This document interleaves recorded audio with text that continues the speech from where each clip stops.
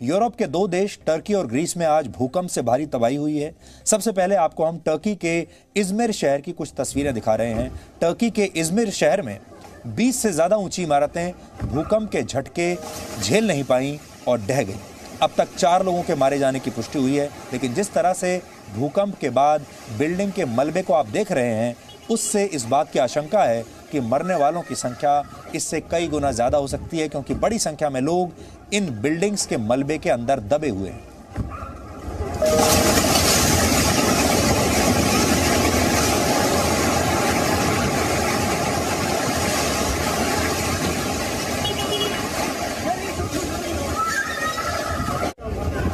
An itibariyle İzmir Borna Özkanlar'da karşı apartmanımız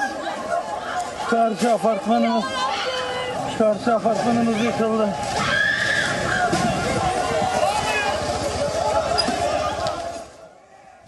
Turkey में भारतीय समय के अनुसार शाम 7:21 पर यह भूकंप के तेज झटके महसूस किए गए।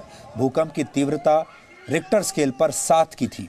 भूकंप का केंद्र एजियन सी में था, जो कि टर्की के समुद्री तट से 17 किलोमीटर दूर है। जमीन के नीचे भूकंप के केंद्र की गहराई कम थी, इसलिए भूकंप के तेज झटके महसूस किए गए।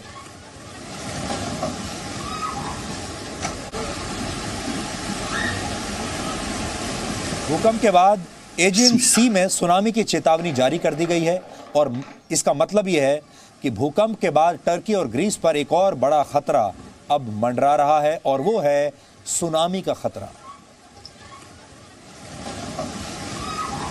एजियन सी दरअसल ग्रीस और टर्की के बीच में है, और टर्की के इज़मिर शहर की जानकारी भी हम आपको आज देंगे। इस्तांबुल और अंकारा के बाद इज़मिर टर्की का तीसरा सबसे ज्यादा जनसंख्या वाला शहर है।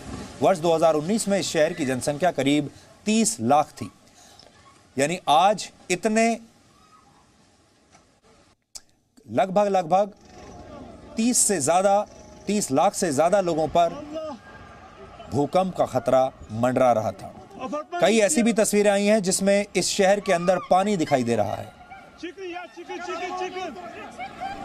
ग्रीस में भी सामोस द्वीप में रहने वाले 45,000 नागरिकों को समुद्र तट से दूर रहने की सलाह दी गई है।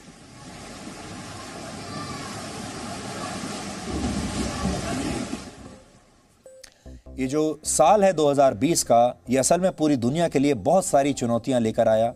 कोरोना वायरस की चुनौती लेकर आया, उसके बाद कोरोना वायरस की वजह से जो आर्थिक नुकसान हुआ वो एक और बड़ी चुनौती थी, और अब जब ये साल ख़त्म होने लगा है तो जाते जाते भूकंप की ये तस्वीरें भी इस वर्ष 2020 ने पूरी दुनिया को दिखा दी।